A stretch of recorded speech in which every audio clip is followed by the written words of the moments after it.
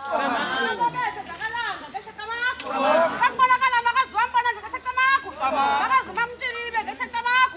Ngenye imini wakhonga wabona nje ngeshe tamakho. Wathi yathi ukhwele yakho basaba kushe. Ubona kamunika fundisi bakubona basaba kushe. Bantu kokwenu bakusa bona phandle kwenkutho zakampondo. Zakathatha zakandayeli zakangqongo kushe ngeshe tamakho.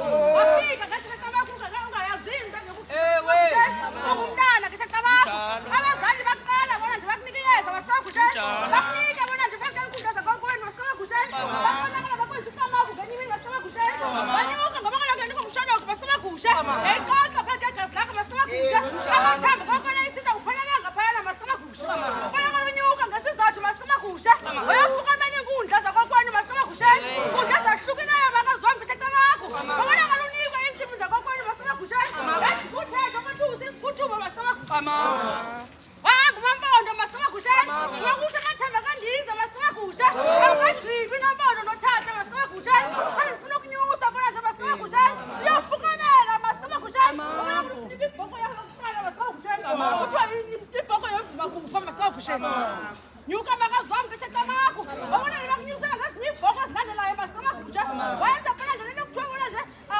luluqa masokhushela phambi kwayo kodwa ufukamile bona nje masokhushela ufukamile marhamnqa kokwenu masokhushela ubona unomgqabazo makazi masokhushela wasuka mgozo noyekugxeni makazi masokhushela zikhe inkundla yakakudlala ngisho tamakho phanke sanje sithi sikathatha masokhushela namhlanje silapha gqirha masokhushela ubona unikwa ngabantwana bakokwenu masokhushela ukalakho lukhulula phanke kuzizwa kokwenu masokhushela iminyaka lokugqibela makazi masokhushela kutangiwe ngawe makazi masokhushela uba uphinde ukwazi ungena phanke uphinde uhambe ngeenyawo ezimbini masokhushela kanti bakubalakala nje usiye kwendawo yakho masokhushela uyokuxoxela abantu bakokwenu masokhushela sithi siyabulele singamampondo masokhushela endlela sehlizikwane sakandazi sakandile sakabhanqwa masokhushela